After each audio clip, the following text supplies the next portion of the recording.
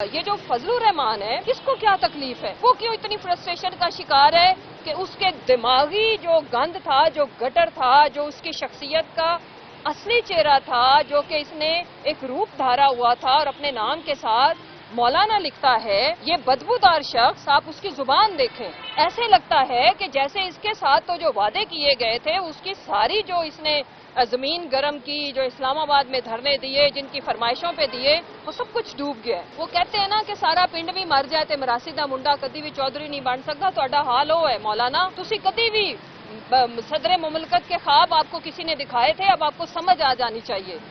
ابھی جا کے فکر کرو کہ اگر اپنی سیٹ دوبارہ بھی آپ جیت سکتے ہو کہ نہیں، انشاءاللہ آپ کی ضمانت ضبط ہوگی۔ ابھی جو آپ نے بد زبانی استعمال کی ہے، مجھے آپ کی میں بالکل بھی اپنی تربیت کا مظاہرہ کرتے ہوئے آپ کی والدہ کے بارے میں یہ الفاظ نہیں بولوں گی، کیونکہ وہ بھی ایک عورت ہے، اگر وہ زندہ ہوتی تو انہیں شرمندگی ہوتی ہے آپ کو اپنا بیٹا کہنے پہ اور آپ کو پیدا کرنے پہ۔ اس دن پہ شرمندگی ہوتی جس دن تم پیدا ہوئے۔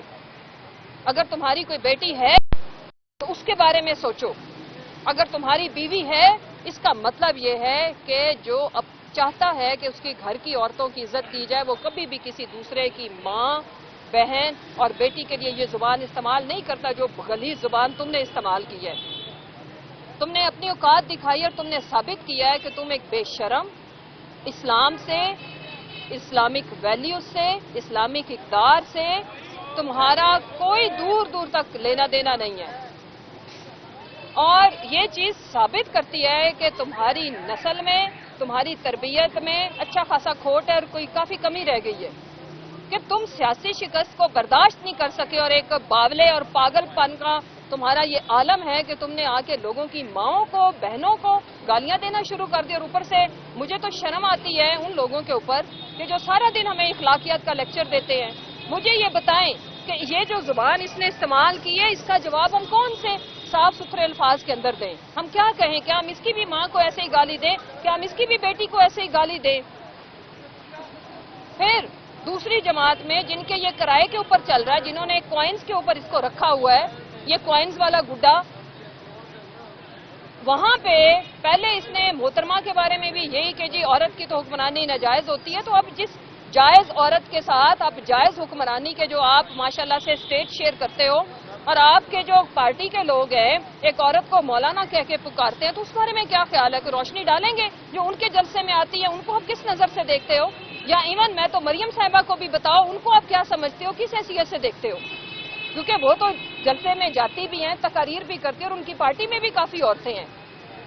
لہذا یہ جو فرسٹریٹڈ ٹولہ ہے، ان کی زبان اور ان کی فرسٹریشن یہ بتا رہی ہے کہ ان کی سیاسی کشتی ڈوب چکی ہے، ان کا سرمایہ ڈوب چکا ہے، ان کی انویسٹمنٹ جا چکی ہے، اور انہوں نے جن کے اشاروں کے اوپر اس ملک کے اندر چھوٹے بڑے لانگ مارچ نکالے تھے، وہ ان کا تو اپنا اب ماشاءاللہ سے رفو چکر ہو گئے۔ اب آپ اپنا بندوبست کرو، آپ کا دن اسی طرح رفو چکر ہونے کا ہے جس دن الیکشن ہو گیا۔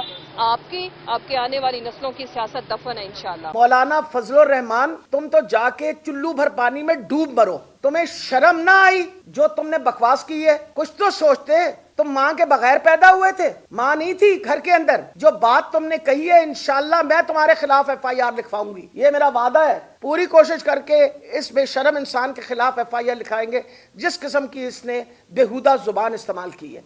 اور میں آپ کو یہ بتاتی چلی جاؤں، اس کا اثر سب پہ ہونا ہے۔ آپ کے گھر والیاں بھی جو ہیں نا، آپ سب جو بھی میرا یہ سن رہا ہے، گھر والیوں نے بخشنا نہیں ہے آپ کو اگر آج ان کی عزت کے لیے آپ لوگ کھڑے نہ ہوئے۔ اور یہ جو فاشسٹ حکومت ہے، اس کے سامنے کوئی عورت کی کوئی عزت نہیں ہے۔ آپ کا جو انٹیریئر منسٹر ہے وہ ایک قاتل ہے۔